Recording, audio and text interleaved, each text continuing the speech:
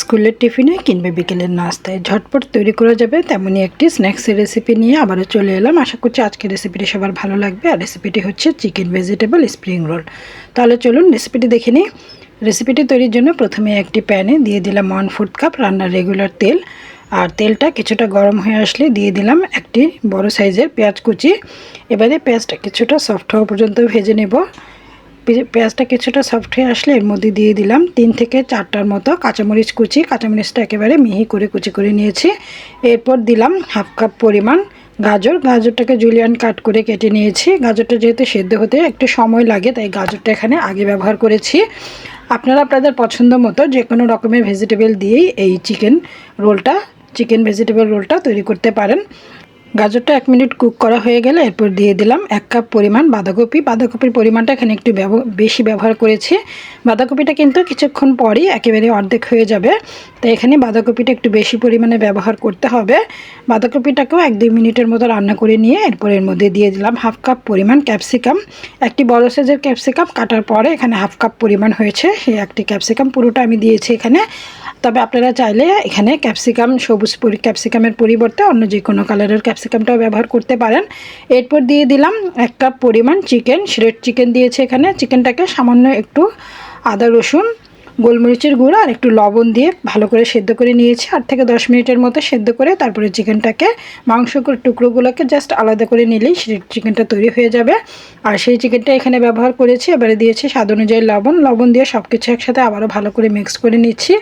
আপনারা নিশ্চয়ই খেয়াল করেছেন এই পর্যায়ে কিন্তু আমি এখন পর্যন্ত কোনো রকমের মশলা অ্যাড করিনি। প্রথমে দিয়ে দিচ্ছি 1/2 চা চামচ গরম মশলার গুঁড়া, 1/2 চা চামচ ভাজা জিরার গুঁড়া আর 1/2 চা চামচ কালো গোলমরিচের গুঁড়া আর 1 থেকে 2 চা চামচের মতো সয়া সস। এই কয়েকটি উপকরণ দিয়েই কিন্তু এই ভেজিটেবলটা রান্না করতে হবে। আর এতে করেই কিন্তু এই ভেজিটেবলটা চমৎকার একটা ফ্লেভার অ্যাড হবে, খেতেও ভীষণ টেস্টি হবে। বাচ্চা থেকে বড় সকলেই ভীষণ পছন্দ করে এই ভেজিটেবল স্প্রিং রোলটা। সব কিছু একসাথে ভালো করে 1-2 মিনিটের মতো মিক্সড করে নিলাম। আর এভাবে করে রান্না করতেই কিন্তু ভেজিটেবলটা একদম খুব সুন্দরভাবে বয়েল হয়ে যাবে। আর দেখতেই পাচ্ছেন ভেজিটেবলের কালারটাও কিন্তু কিছুটা চেঞ্জ হয়ে গিয়েছে। এই পর্যায়ে একটু ধনিয়া পাতা কুচি দিয়ে নেড়েচেড়ে নামিয়ে এক সাইডে রেখে দিচ্ছি। আর ঠান্ডা হয়ে গেলে এবারে ফাইনালি চলে যাচ্ছি রোলটা তৈরি করার জন্য। আর রোলটা তৈরি করার জন্য এখানে আমি শিট ব্যবহার করছি। শিটগুলো কিন্তু আমি বাড়িতেই তৈরি করে নিয়েছি। এই শিটের রেসিপি কিন্তু আপনারা চাইলে আমি পরবর্তী ভিডিওতে আপনাদের সাথে শেয়ার করব, সেজন্য অবশ্যই কমেন্ট করে জানাতে হবে। এখন আমি রোলগুলো তৈরি করে নেব, সেজন্য একটি শিট ব্যবহার করছি। আর শিটের মধ্যে একটু বেশি পরিমাণে পুরটা দিয়ে দিচ্ছি। পুরটাকে দিয়ে খুব ভালো করে সিল করে দিতে হবে। প্রথমে পুরটাকে দিয়ে এবারে একটি ব্রাশের সাহায্যে চারপাশ থেকে একটু ময়দা লাগিয়ে দিচ্ছি।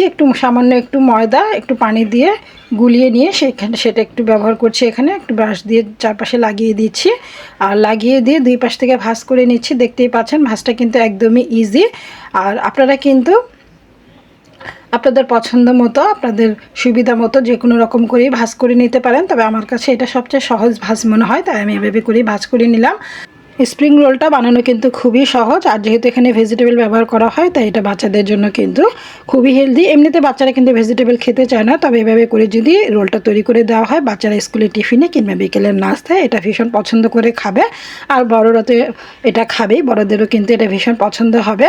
আর পরবর্তী ভাজটাও আমি দেখিয়ে দিচ্ছি। দেখতেই পাচ্ছেন আমি বেশ কিছুটা পুর এর মধ্যে দিয়ে দিলাম। প্রথমে আমি 2 সাইড থেকে ভাঁজ করে তারপর আমি মাঝখান দিয়ে ভাঁজ করছি। আগেরটা কিন্তু আমি মাঝখান দিয়ে আগে ভাঁজ করে 2 সাইড দিয়ে পরে ভাঁজ করেছিলাম। দেখতেই পাচ্ছেন দুরকম করেই আমি ভাঁজটা দেখিয়ে দিলাম। একইভাবে আমি বাকি যে রোলগুলো আছে সেগুলো তৈরি করে নেব। আর মুখটা খুব ভালো করে সিল করে দিতে হবে যাতে করে পুরটা বের না হয়ে যায়। আমার এখানে টোটাল 8টা রোল হয়েছে। আমি 8টা রোল তৈরি করেছি। যতটুকু উপকরণ আমি নিয়েছিলাম এতে করে আমার 8টা রোল হয়েছে। আর রোলগুলো কিন্তু বেশ বড় সাইজের। এখন এই রোলগুলো ভাজার পালা, সেজন্য একটি প্যানে পর্যাপ্ত পরিমাণে তেল খুব ভালো করে গরম করে নিয়েছি। তেলটা ভালো করে গরম করার পর আমি প্রথমেই যে কটা রোল দেওয়া যায় সে কটা রোল দিচ্ছি। আপনারা চাইলে একটু বড় প্যানের মধ্যে বেশি পরিমাণে তেল দিয়ে সবগুলো একসাথে ভেজে নিতে পারেন, তবে তেলটা যাতে ওয়েস্ট না হয় তাই আমি এখানে অল্প পরিমাণ তেল দিয়ে প্রথম ব্যাচে 3টা রোল দিয়ে দিলাম। 3টা রোল ভেজে আমি বাকি রোলগুলো একে একে ভেজে নেব। তেলে বারে ভাজা বা একই ভাজা তেল বারে ব্যবহার করা কিন্তু আমাদের স্বাস্থ্যের জন্য খুবই ক্ষতিকর, তাই একই তেল বারে ব্যবহার না করাই উত্তম। আমি রোলগুলো ভেজে নিয়েছি উল্টে পাল্টে চমৎকার একটা কালার আসার আগ পর্যন্ত। আর রোলগুলো কিন্তু চমৎকারভাবে ক্রিস্পিও হয়ে গিয়েছে, দেখতেই পাচ্ছেন। এবারে আমি এই রোলগুলো তেল থেকে তুলে নিচ্ছি। তেল থেকে তুলে নিয়ে একই তেলের মধ্যে আমি বাকি যে রোলগুলো আছে সেগুলো ভেজে নেব।